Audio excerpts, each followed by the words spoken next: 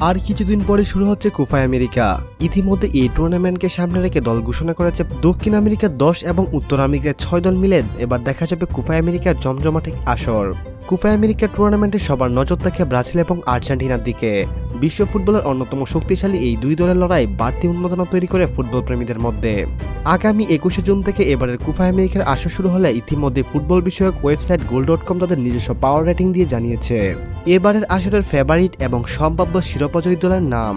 goal.com এর মতে এবারের আসরের সেরা 5 ফেভারিট দল হল ব্রাজিল, আর্জেন্টিনা, উরুগুয়ে, যুক্তরাষ্ট্র এবং কলম্বিয়া। 5 বারের বিশ্ব চ্যাম্পিয়ন ব্রাজিলকে তারা আসন্ন এই টুর্নামেন্টের দ্বিতীয় ফেভারিট দল হিসেবে বিবেচনা করছে।